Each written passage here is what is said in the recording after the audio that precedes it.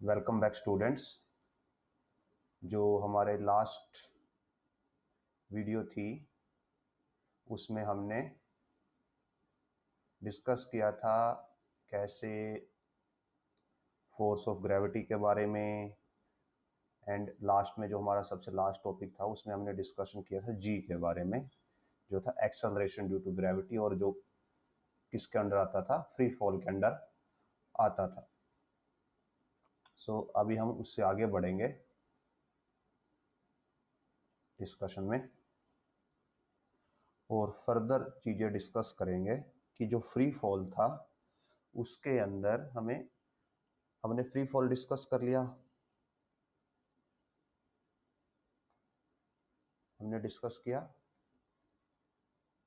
Free fall को, हमने discuss किया। इसके बाद फ्री फॉल से हमने जी की वैल्यू निकाली।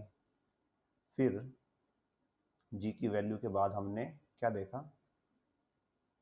वेरिएशन देखा जी का, किसके रिस्पेक्ट में, मास के रिस्पेक्ट में एंड रेडियस के रिस्पेक्ट में। तो ये सब हम कवर कर चुके हैं। अब हम जो अगला हमारा टॉपिक है, नेक्स्ट टॉपिक है, वो है हम ये देखेंगे दैट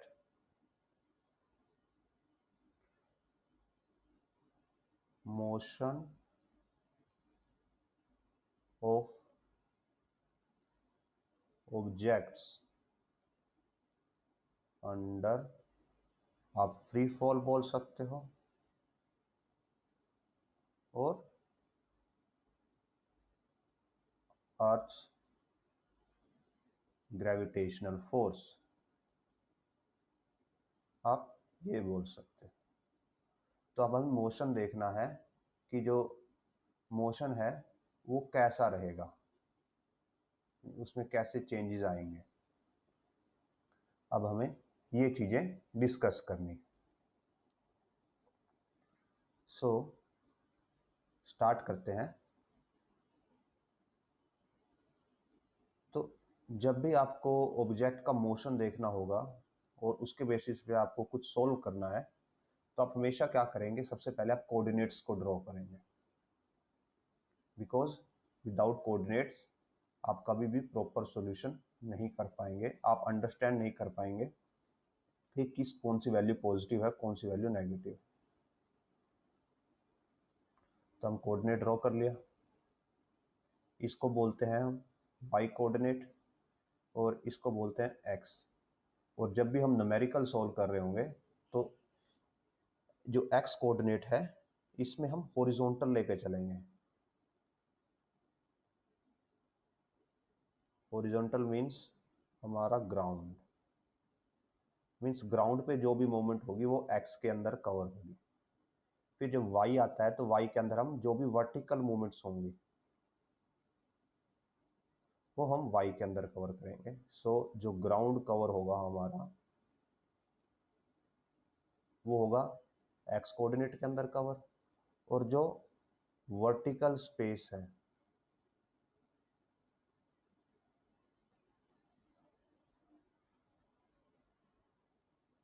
वो वाई के अंदर कवर होगा। एग्जाम्पल की फॉर्म पे, if object goes 20 metre up और ऑब्जेक्ट गोज की जगह आप लिख सकते हो थ्रोन। अगर ऑब्जेक्ट को 20 मीटर ऊपर फेंक दिया गया तो वो किस में कवर होगा, वो वाई में कवर होगा, बिकॉज वो ऊपर की तरफ गया है, वर्टिकल में गया है, तो वाई के अंदर कवर होगा। ठीक है। अगर ऐसे लिख दिया जाए या ऐसे दे दिया जाए, if object moves 30 metre on ground, तो ये किस में कवर होगा, ये एक्स के अंदर कवर होगा। सिमिलरली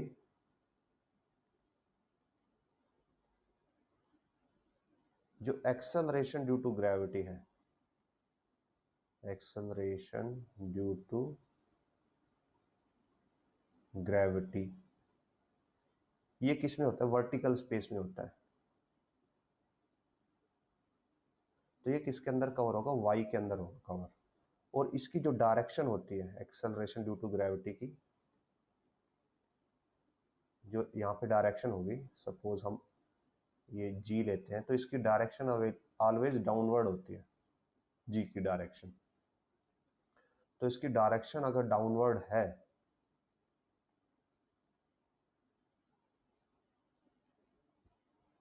तो हमें इसको ऑलवेज क्या लेना है? नेगेटिव लेना है न्यूमेरिकल सोल्व करते हुए। अगर आप पॉजिटिव लेंगे तो कैलकुलेशन में आप मिस्टेक कर सकते हैं, या आपका कोई ऐसा वैल्यू जैसे टाइम है, टाइम नेगेटिव आ जाएगा, जो कि नेगेटिव नहीं होता। टाइम कभी भी नेगेटिव नहीं होता।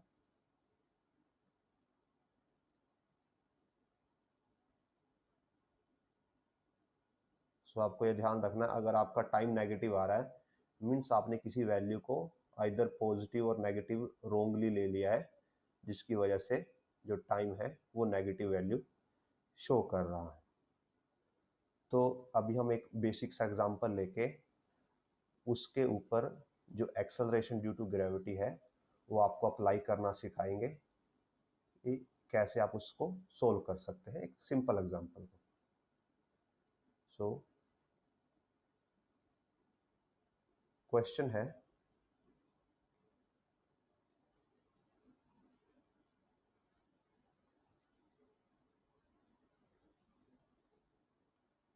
ए ball is thrown upward with velocity of 50 meter per second. Okay. Calculate the following.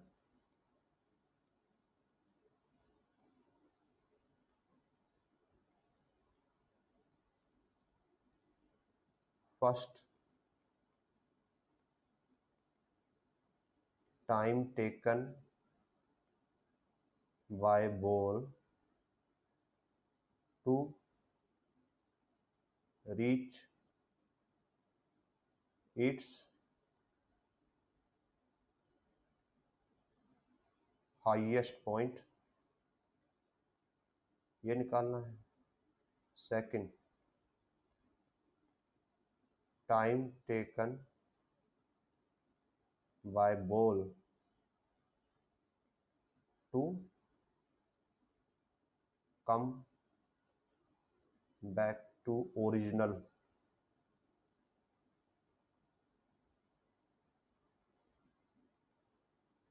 point, जहां से उसको फेंका गया वहीं पे वापस आने का टाइम निकालना है।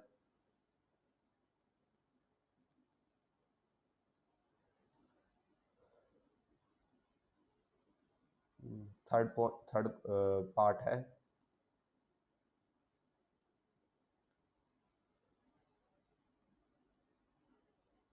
थर्ड होगा maximum height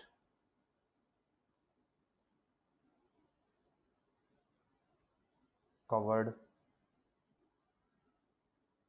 bye ball. Fourth,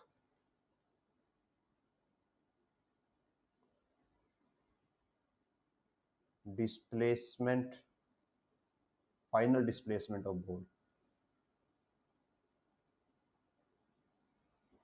final displacement and distance.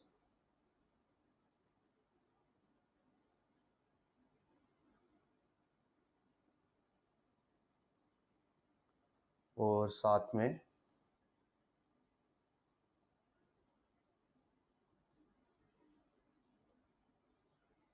Time when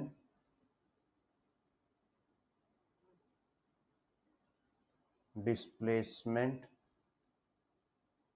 of ball is से सपोज 10 मीटर, वो टाइम निकालना है। और साथ में गिवन है use g is equal to 10 metre per second square. ये हम इसलिए ले रहे हैं सो दैट कैलकुलेशन करने में आसानी रहे। वैसे एक्चुअल वैल्यू क्या होती है जी की?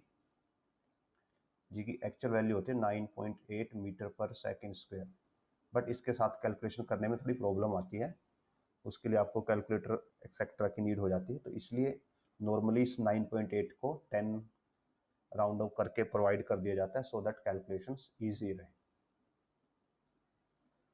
सो ये कि बेसिक क्वेश्चन है जिसके अंदर हमने कुछ इंपॉर्टेंट पॉइंट्स को कवर करने की कोशिश की है, सो दैट आपको जब ऐसे न्यूमेरिकल सॉल्व कर रहे हैं तो आपको थोड़ी अंडरस्टैंडिंग रहे कंसेप्चुअल कि कैसे आपको प्रोवाइडेड वैल्यूज को, गिवन वैल्यूज को यूज करना।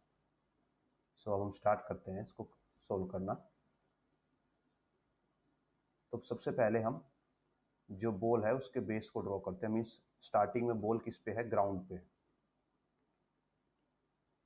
क्योंकि अभी टाइम इज इक्वल टू 0 है, बॉल कहाँ पे है, ग्राउंड पे है। So suppose this is ground, ठीक है,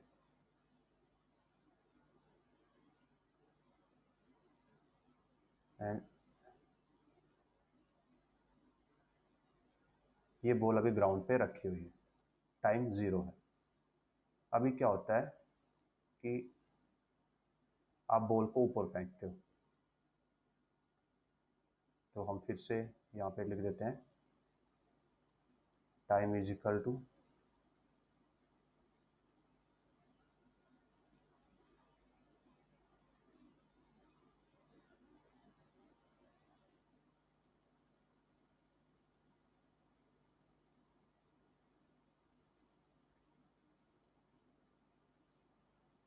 टाइम इज इक्वल टू 1 कर देते हैं, 1 सेकेंड, और इसको हम ऊपर थ्रो कर देते हैं बॉल को।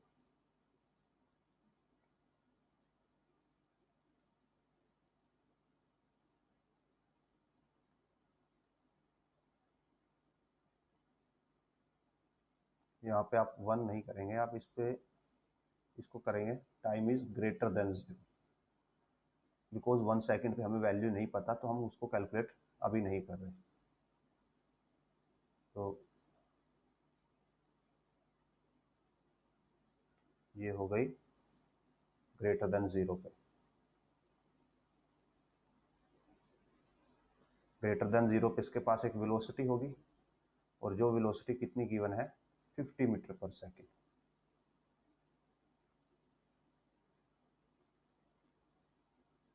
ठीक है,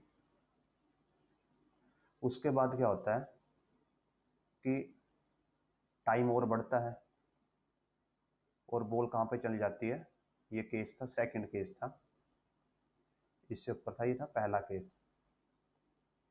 अब आते हैं हम थर्ड केस पे।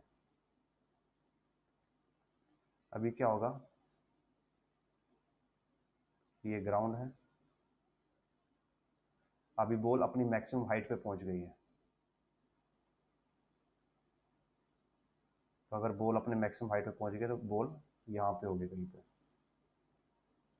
ठीक है।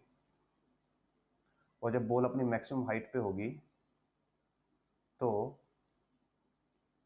उसकी वेलोसिटी क्या हो जाएगी यहाँ पे, 0, क्योंकि वो अपने क्या होगी, बॉल ऐसे ग्राउंड से बॉल ऊपर की तरफ जाएगी ऐसे,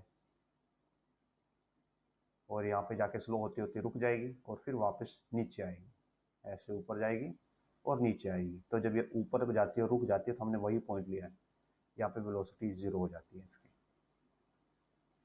और यही इसकी क्या होगी, मैक्सिमम हाइट।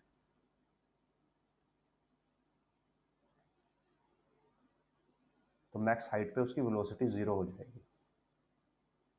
और थर्ड केस के बाद जिसका फाइनल केस आएगा कि बॉल है जो वापस कहाँ पे आ जाएगी, ग्राउंड पे आ जाएगी।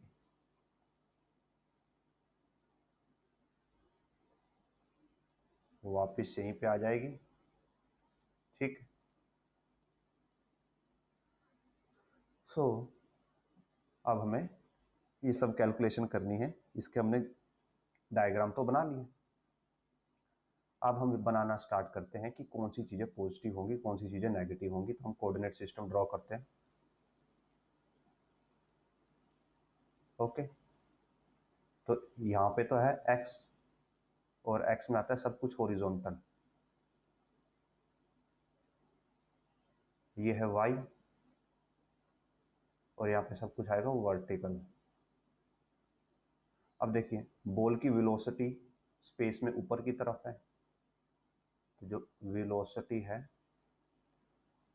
वो अपवर्ड है, ऊपर की तरफ है, तो वो क्या रहेगी,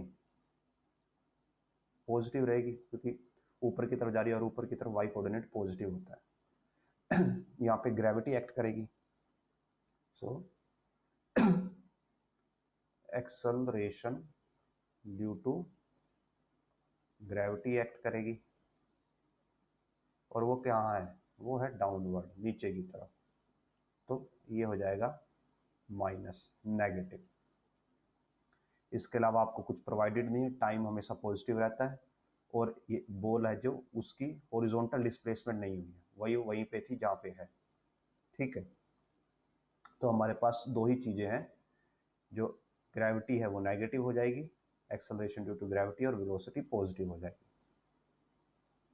अब हम आगे बढ़ते हैं। तो जो क्वेश्चन था उसमें स्टार्टिंग वेलोसिटी गिवन थी आपको, ये है स्टार्टिंग वेलोसिटी।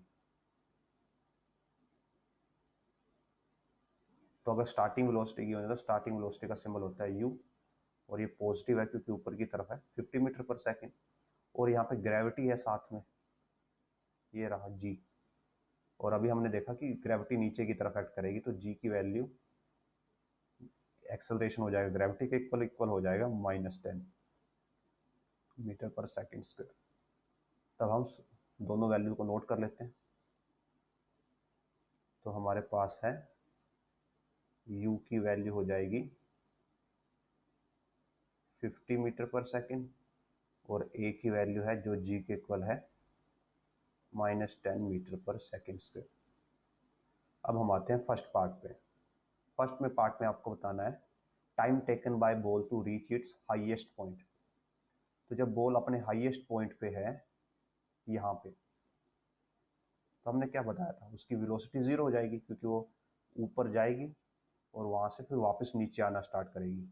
तो जब ऊपर जाएगी वो, तो अब देखिए यहाँ पे जो हम ग्राफ पे बनाते हैं,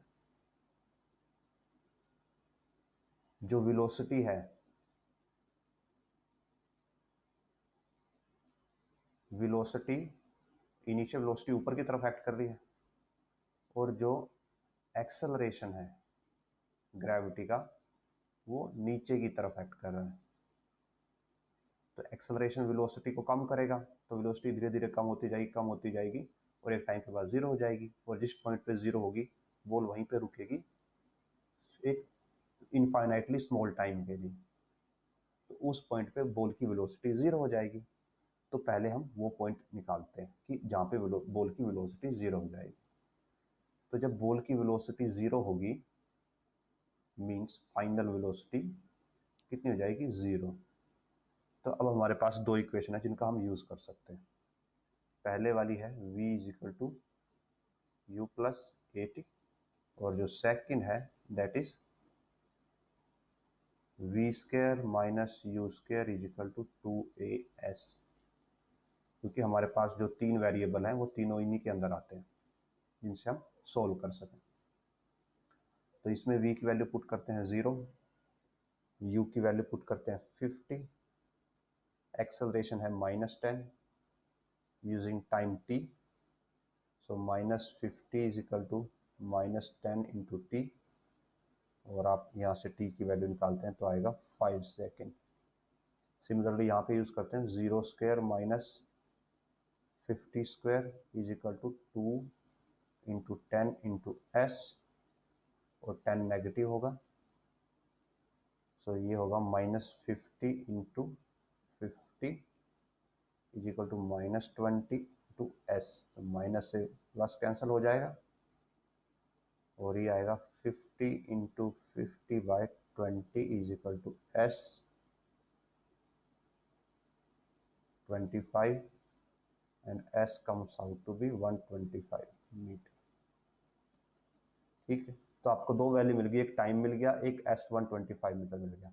और ये दोनों किससे रिलेटेड है? ये दोनों वैल्यू कब हैं? ये दोनों वैल्यू हैं when final velocity is 0। Means कौन सा केस? केस नंबर 3, यानी कि जब ये मैक्सिमम हाइट पे जाएगी तो इसको कितना टाइम लगेगा वहां पे जाने में? 5 सेकंड लगेगा। और डिस्टेंस कितना करेगी? 125 मीटर। तो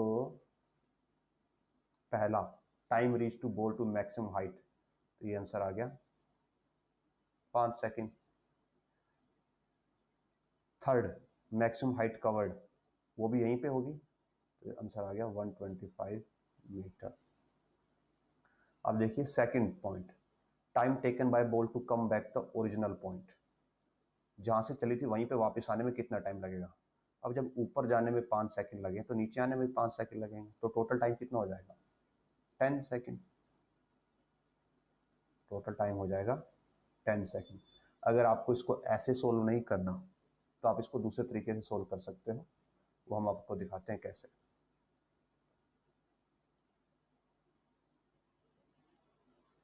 सो when ball comes back to original point, जब बॉल उसी पॉइंट पे वापस आ जाएगी, मींस यहां पे वापस आ जाएगी, तो डिस्प्लेसमेंट क्या हो जाएगा? स्टार्टिंग पॉइंट भी यही है, एंडिंग पॉइंट भी यही है, तो डिस्प्लेसमेंट कितना हो जाएगा? 0। तो अब आपके पास जो थर्ड इक्वेशन होती है, सॉरी सेकंड इक्वेशन होती है, s is equal to u t plus half a t square, अगर हम इसका यूज करें, यहाँ पे डिस्प्लेसमेंट को पुट कर दें 0, इनिशियल वेलोसिटी है 50, टाइम हमें पता नहीं, प्लस हाफ एक्सेलरेशन है -10 इंटू टी स्क्वायर। ओके, ये कट के 5 आएगा, so 0 comes out to be 50t -5t²। दोनों साइड हम क्या करते हैं? 5 से डिवाइड कर देते हैं, तो 0 is equal to 10t -t²। Further क्या करते हैं? माइनस को एडजस्ट करते हैं,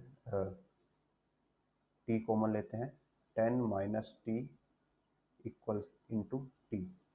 तो अब देखो दो वैल्यूज, दो चीज़ों का प्रोडक्ट 0 है, तो इसका मीनिंग क्या होगा? इससे क्या होगा, हम इसको इधर लिखते हैं, 0 is equal to 10 - t into t. अगर दो चीज़ों का प्रोडक्ट 0 हो तो इसका मीनिंग दोनों में से कोई एक 0 होती है। सो या तो 10 - t इक्वल टू 0 होगा या t इक्वल टू 0 होगा। ये केस नहीं होगा क्योंकि टाइम कभी 0 नहीं हो सकता, क्योंकि बॉल ने प्रोग्रेस किया तो उसमें टाइम तो लगेगा। तो हमारा केस आएगा ये, तो इसका मीनिंग होगा -t इज इक्वल टू -10 और t is equal to 10 second. तो आप उसको ऐसे भी सोल्व कर सकते हो या एनालिटिकली, कि अगर उसको ऊपर जाने में 5 लग रहे हैं तो नीचे आने में 5 लगेंगे, टोटल ऐड करके 10 सेकेंड हो जाएगा। अब ये बताना है, तो हम पहले 3 सोल्व कर चुके, final displacement and distance of the ball. So final displacement तभी हमने निकाला कि कितना आएगा, अगर बॉल उसी पॉइंट पे वापस आ गई तो 0 मीटर, और डिस्टेंस, उसको ऊपर जाने में कितना डिस्टेंस लगाया उसने? 125, तो नीचे आने में 125 लगाएगी, तो टोटल हो जाएगा 250 मीटर। और जो लास्ट है, time when displacement of the ball is 10 metre. अब देखिए, अब हम उसी इक्वेशन का यूज करेंगे जो हमने यहाँ पे यूज किया। तो हमने यहाँ पे डिस्प्लेसमेंट 0 लेके टाइम निकाला था। अब बोला है कि जब डिस्प्लेसमेंट 10 हो, तो अगर डिस्प्लेसमेंट 10 है तो यहाँ पे जो इक्वेशन है, s is equal to u t plus half a t square, तो डिस्प्लेसमेंट हो जाएगी 10, यू की वैल्यू है 50, टाइम हमें नहीं पता, प्लस हाफ एक्सेलरेशन है -10 और ये t²। So 10 is equal to 50t, ये कट होगा -5 -5t²। दोनों साइड आप 5 से डिवाइड कर सकते हो, तो ये हो जाएगा 2 is equal to 10t minus t²। इसको जब आप एडजस्ट करोगे, ये दोनों को इधर लेके आओगे, तो ये आ जाएगा t² minus 10t plus 2 equal to 0, और ये बनेगी क्वाड्रेटिक इक्वेशन। और इसका जो रूट की वैल्यू आएगी वो आएगी 10 plus minus 100 minus 8 by 2। So it comes out to be 10 plus minus 92 by 2। जो 92 का रूट होगा वो उसकी वैल्यू आएगी अप्रोक्स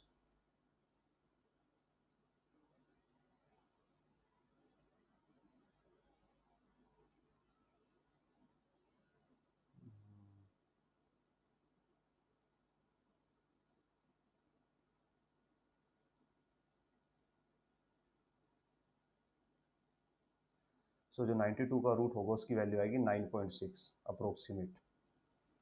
सो ये आएगा 10 plus minus 9.6 bye 2।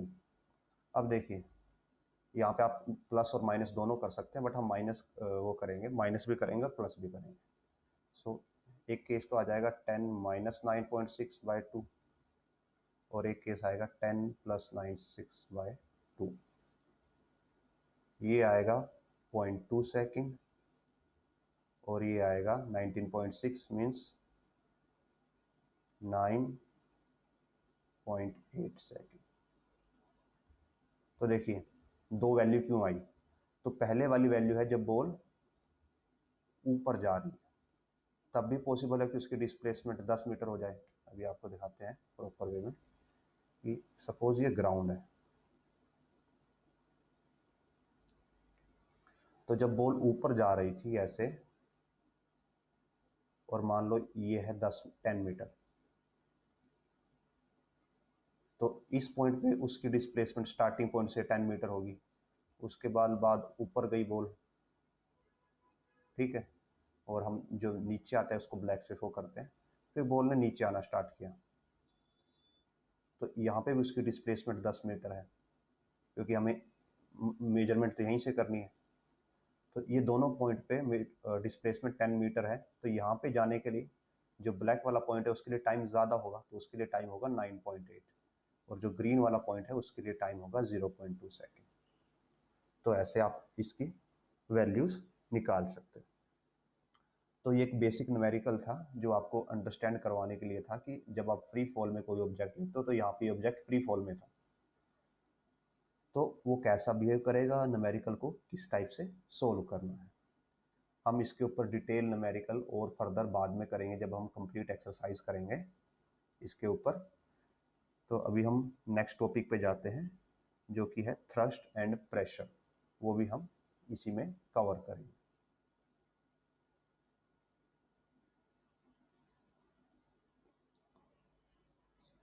So our point of discussion now is first is thrust, और उसके बाद हम प्रेशर को कवर करेंगे। तो सपोज कीजिए ये कोई एक प्लेट है और आप इस पे फोर्स लगाते हो। तो एक डिफरेंट एग्जांपल लेते हैं, प्रैक्टिकल टाइप बिल्कुल। ये सपोज कोई वॉल है,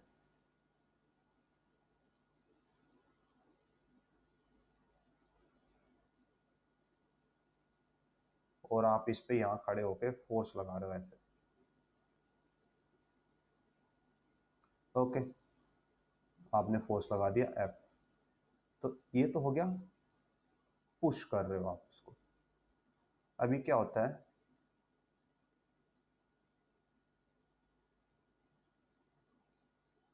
ये तो आप इसको बिल्कुल परपेंडिकुलर पुश कर रहे थे, यहाँ पे कोई ऑब्जेक्ट पड़ा हुआ था, वो आपसे थोड़ा सा छोटा है, तो आपको ऐसे नीचे की तरफ फोर्स लगाना पड़ रहा है। तो अभी आप इस पे स्ट्रेट फोर्स नहीं लगा पा रहे हो, आपने इस पे क्या लगाया है, टिल्टेड फोर्स लगाया, नीचे की तरफ फोर्स लगाया। ठीक है,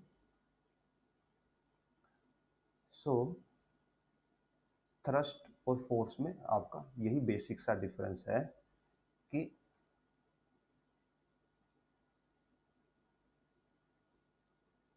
when you apply a force which is perpendicular to applied surface,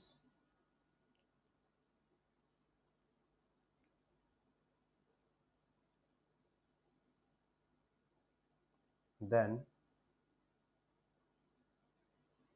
that force is called thrust.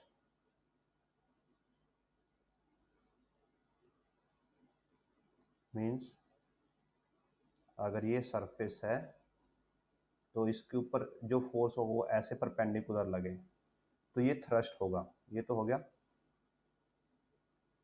Thrust. अगर इसी सरफेस पे आपने फोर्स को ऐसे लगाया है, किसी एंगल पे लगाया, परपेंडिकुलर नहीं है, स्लैंट एंगल है, तो ये थ्रस्ट नहीं होगा, ये इसको आप सिंपल फोर्स ही बोलोगे। और यहाँ पे जो थ्रस्ट है वो रिड्यूस हो जाएगा बिकॉज इसका कुछ पार्ट ही है जो परपेंडिकुलरली एक्ट करेगा, बाकी पार्ट परपेंडिकुलरली एक्ट नहीं करेगा। कितना पार्ट कैसे एक्ट करेगा ये आप हायर क्लासेस में पढ़ेंगे जब आप किसको कवर करोगे, वेक्टर्स को कवर करोगे। तो अभी के लिए आपको सिर्फ इतना अंडरस्टैंड करना है कि जब भी आप कोई फोर्स लगाएं अगर वो परपेंडिकुलर है तो वो क्या हो जाएगा, वो हो जाएगा थ्रस्ट। ठीक है, और थ्रस्ट की यूनिट क्या होगी, यूनिट होगी न्यूटन, क्योंकि थ्रस्ट क्या है, एक फोर्स ही है। जो थ्रस्ट है वो एक फोर्स ही है जो कि क्या है, सिर्फ स्पेशली एक कंडीशन है जो उसको अलग करती है, परपेंडिकुलर टू अप्लाइड सरफेस। जब कोई भी फोर्स अप्लाइड सरफेस के परपेंडिकुलर हो तो उसको थ्रस्ट बोला जाता है। अब हम आगे बढ़ते हैं प्रेशर पे।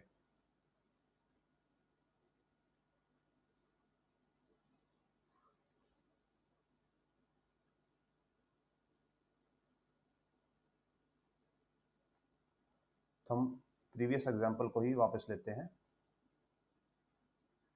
हमने क्या लिया था, एक ऐसे सरफेस लिया था, इस पे हमने फोर्स लगाया था।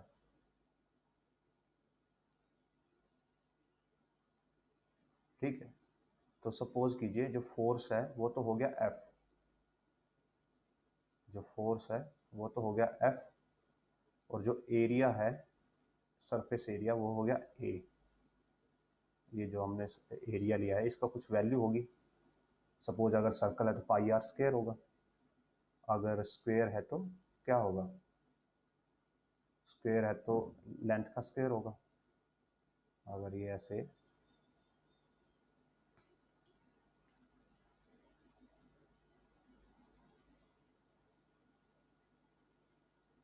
अगर ऐसे स्क्वायर है तो लेंथ का स्क्वायर होगा। यहाँ पे आपने फोर्स अप्लाई कर दिया,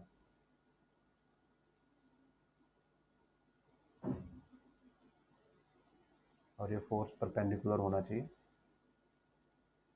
ठीक है, तो यहाँ पे ये फोर्स हो गया, ये F2 हो गया, और ये A2 हो गया, कोई एरिया हो गया। सो बेसिकली जो प्रेशर होगा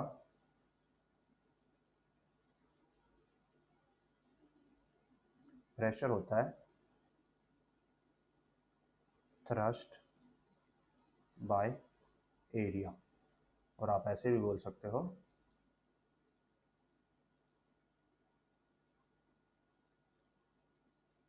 it is known as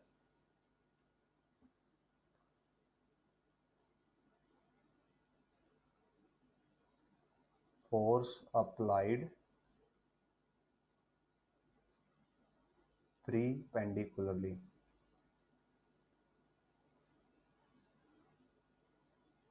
per unit area, और ऐसे लिख सकते हो परपेंडिकुलर फोर्स बाय एरिया। इसकी यूनिट क्या होंगी? जो यूनिट होती है वो होती है newton metre square, newton metre -2, और इसको पास्कल भी बोल दिया जाता है शॉर्ट में। तो आप जो नॉर्मली है वो आप पास्कल ही देखेंगे, दैट इज न्यूटन मीटर पर स्क्वायर। नाउ इसकी मीन्स प्रेशर का practical meaning.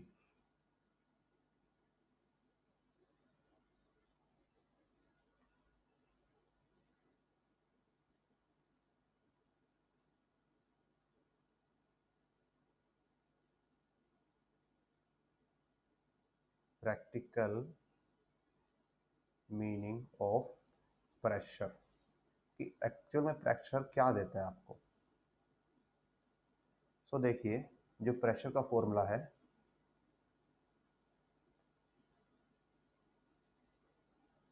That is thrust, और थ्रस्ट क्या होता है? फोर्स ही होता है बस, वो परपेंडिकुलर होता है। तो थ्रस्ट बाय एरिया इसका फॉर्मूला है। अभी सपोज कीजिए, सपोज आप क्या करते हो, ये कोई वुडन ब्लॉक है,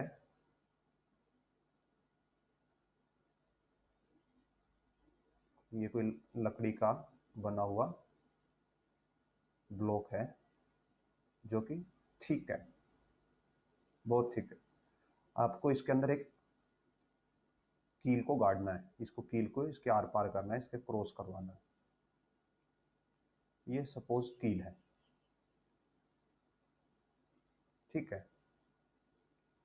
तो आप क्या करते हो, एक तो आप कील को ऐसे रखो और इसके ऊपर से आप हैमर लगाते हो।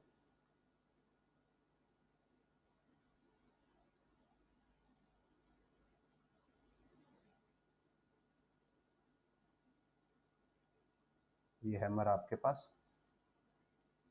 आप क्या करते हो, इस हैमर से आप इस पे स्ट्राइक करते हो और जो कील है वो इसके अंदर चली जाती है। बट अगर इसी कील को आप क्या करो, उल्टा कर दो, मीन्स अगर हम इसको लें,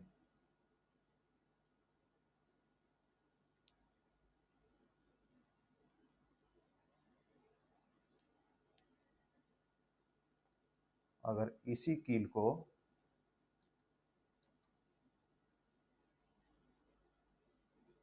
उल्टा कर दिया जाए,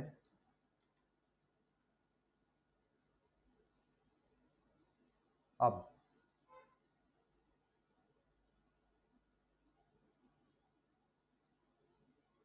क्या एक कील अंदर घुसेगी? हो सकता है हैमर के अंदर ही चली जाए। और एक और थर्ड केस,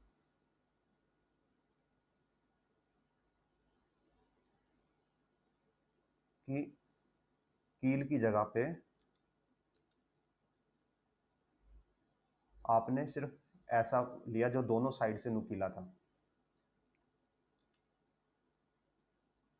जो इधर से भी नुकीला था और इधर से भी नुकीला था। तो अगर आपको अब बोला जाए कि ये बताइए सबसे बेस्ट चांस किसके अंदर है कि कील जो है वुडन ब्लॉक के अंदर जाएगी, तो आप बोलोगे ऑफ कोर्स जो ये वाला केस है इसके अंदर जाएगी, क्योंकि आपने प्रैक्टिकली ऐसे एग्जांपल्स को देखा हुआ। तो अब हम एक्सप्लेन करने की कोशिश करेंगे कि ऐसा ही क्यों होगा, कि सबसे बेस्ट सिनेरियो वाला क्यों है। तो सपोज करिए कि आप क्या लगाते हो, आप यहां से ना जो हैमर है उससे आप हर टाइम पे एफ फोर्स लगाते हो।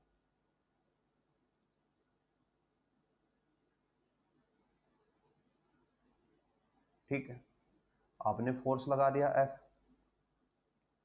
अभी क्या होगा, जब ये हैमर इसको टच होगा यहाँ पे, तो यहाँ पे कील के पास एक पर्टिकुलर एरिया है, तो उससे इस फोर्स को रिसीव करेगी, फिर जो उसके पास फोर्स आया उसको कंसंट्रेट करके यहाँ पे ट्रांसफर करेगी और कील इसके अंदर चली जाएगी।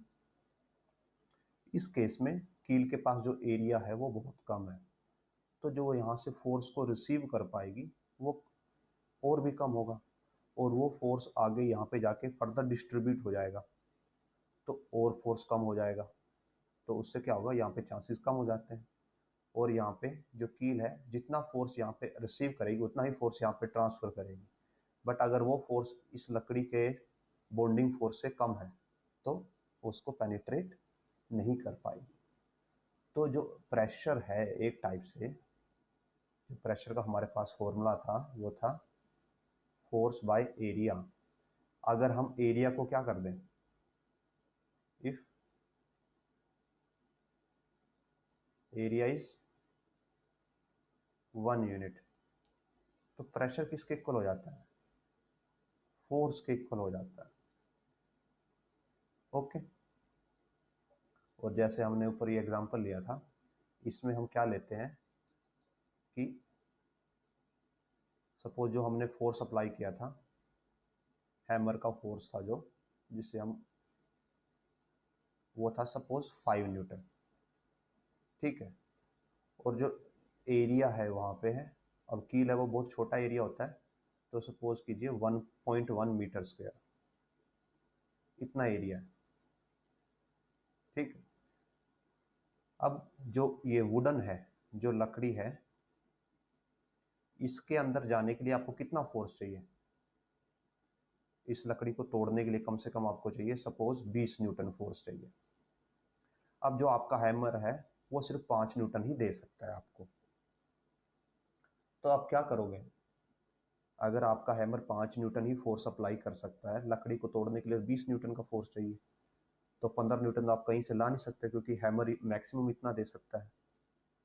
तो आप क्या करते हो, आप इसको क्या कर सकते हो, एक टाइप से एम्पलीफाई कर सकते हो। एम्पलीफाई कैसे करोगे, कि ये जो जो 20 न्यूटन है, जो 20 न्यूटन फोर्स है, वो किसी एक पर्टिकुलर एरिया को चाहिए तोड़ने के लिए। अगर आप उस एरिया को रिड्यूस कर दो, जो कि हमने यहाँ पे किया प्रेशर के केस में हम करते हैं, कि इस पॉइंट पर अगर हम प्रेशर निकालें तो आएगा 5/0.1, और इसको आप कैलकुलेट करेंगे तो हो जाएगा 50 न्यूटन मीटर पर स्क्वायर। तो आप एक टाइप से यहाँ पे क्या करते हो प्रेशर के केस में, कि आप कम फोर्स लेते हो, आपने थोड़ा सा फोर्स लिया, उसको बहुत ही स्मॉल एरिया पे एक्ट करवाते हो। ठीक है, और उससे वो फोर्स क्या हो जाता है, एम्पलीफाई हो जाता है। मीन्स जो 5 था वो कितने के बराबर का इम्पैक्ट देगा, 50 के बराबर का इम्पैक्ट देगा। और जब ये 50 के बराबर का इम्पैक्ट देगा, जिसको तोड़ने के लिए 20 न्यूटन का फोर्स चाहिए था, तो आपने 50 का बना दिया, तो आप इसको ईजिली तोड़ पाओगे। तो प्रेशर का प्रैक्टिकल एग्जांपल ये है, प्रैक्टिकल मीनिंग ये है कि प्रेशर के थ्रू आप क्या कर सकते हो, through pressure we can either amplify or attenuate force impact। जो फोर्स का इम्पैक्ट है, या तो आप उसको बढ़ा सकते हो या कम कर सकते हो, इंक्रीज कर सकते हो, डिक्रीज कर सकते हो, दोनों अपनी अलग अलग रेलिवेंट एप्लीकेशंस है। सो पहले हम देखते हैं एटेन्यूएट का कि डिक्रीज कैसे होता है। सपोज कीजिए ये ग्राउंड है, ग्राउंड लेवल, और इसके ऊपर स्मॉल स्मॉल आइस पार्टिकल्स है। जैसे जो इंडिया के नॉर्दर्न स्टेट है, जैसे जम्मू कश्मीर, हिमाचल, उत्तराखंड टाइप, जहाँ पे स्नोफॉल होता है, तो ये वही स्नो आप सपोज कीजिए इसको। और ये स्नो सॉलिड नहीं होती। अगर आप इसके ऊपर कोई ऑब्जेक्ट रखेंगे, सपोज आपने ये इसके ऊपर ऑब्जेक्ट रख दिया,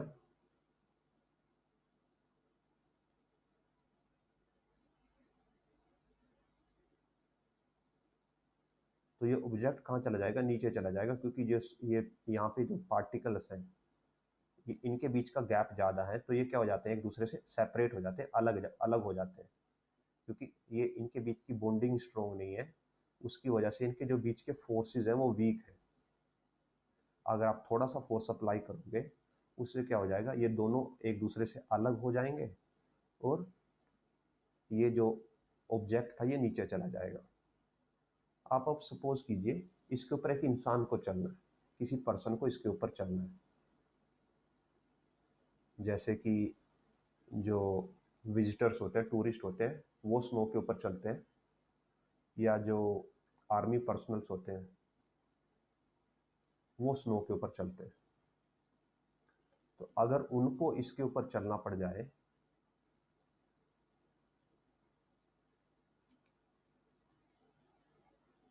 जैसे ये पर्सन है,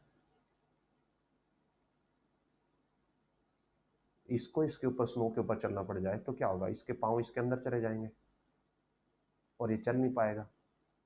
तो अब यहाँ पे हम प्रेशर को कैसे अप्लाई करेंगे, तो हमने क्या बोला था, जो प्रेशर है इसकी हेल्प से हम क्या कर सकते हैं, या तो एम्पलीफाई कर सकते हैं फोर्स के इम्पैक्ट को, या एटेन्यूएट कर सकते हैं, मीन्स डिक्रीज कर सकते हैं। अगर एम्पलीफाई करना है तो इसके लिए क्या करना पड़ेगा, जो एरिया है वो आपको कम लेना होगा, और अगर डिक्रीज करना है तो आपको एरिया है उसको ज़्यादा लेना होगा। तो इस केस में सोल्यूशन क्या होगा कि जो ये पर्सन है, हम इसको ऐसे शूज़ पहनाएंगे जो साइज में बड़े बड़े हो, जिनका एरिया ज़्यादा हो। जब एरिया ज़्यादा होगा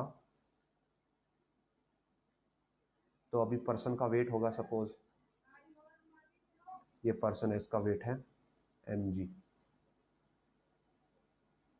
तो फोर्स हो गया mg, आपने एरिया कर दिया, प्रेशर होता है mg/a, आपने क्या कर दिया, इसको शूज पहनाए और इसका एरिया इंक्रीज हो गया। एरिया इंक्रीज होने से क्या होगा, प्रेशर डिक्रीज हो जाएगा, मींस फोर्स का इम्पैक्ट है जो on ice particles will reduce, और इम्पैक्ट रिड्यूस हो गया। अब ये पार्टिकल एक दूसरे से अलग नहीं होंगे, और अगर वो अलग नहीं होंगे तो आप इनके ऊपर चल सकते हो, ईजिली वॉक कर सकते हो। सो सेम केस है सैंड के केस के लिए, तो या तो सैंड हो या स्नो हो, दोनों के लिए आपको क्या चाहिए, बिग फ्लैट शूज। अगर आप पहनते हो, बड़े फ्लैट शूज पहनते हो, तो आप वहाँ पे इजीली वॉक कर सकते हो। और सिमिलरली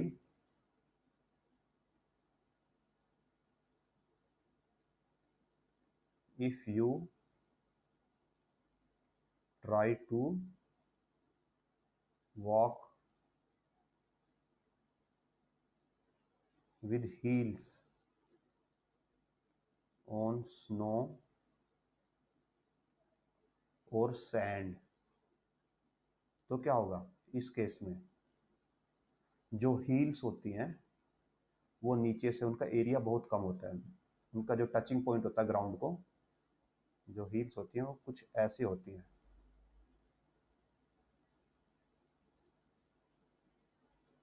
और जो उनका टच पॉइंट होता है ये बहुत ही स्मॉल होता है, ये वाला पीछे वाला।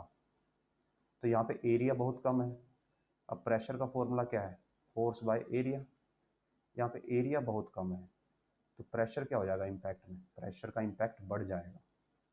ये हमने आपको ऊपर बताया था, अगर एरिया कम हो तो प्रेशर एम्पलीफाई कर देगा किसको, फोर्स को। और यहाँ पे अगर एरिया ज़्यादा हो तो फोर्स को वो क्या कर देगा, फोर्स के इम्पैक्ट को डिक्रीज कर देगा। तो यहाँ पे प्रेशर का इम्पैक्ट बढ़ गया तो मीन्स फोर्स का इम्पैक्ट भी बढ़ गया। और अगर फोर्स का इम्पैक्ट बढ़ गया तो जो हील्स है वो आइस के या सैंड के अंदर चली जाएगी, स्नो या सैंड के अंदर चली जाएगी। और इसका मीनिंग क्या होगा, यू कांट वॉक, आप नहीं चल सकते। ओके, सो ये है प्रैक्टिकल मीनिंग किसका, प्रेशर का। प्रेशर क्या करता है, फोर्स के इम्पैक्ट बताता है आपको कि फोर्स का इम्पैक्ट कितना रहेगा। तो यहाँ पे आप ऐसे लिख सकते हो, pressure is a measure of impact of force. So pressure से आपको मिलेगा इम्पैक्ट ऑफ फोर्स। और इसको आप दो तरीके से मॉडिफाई कर सकते हो।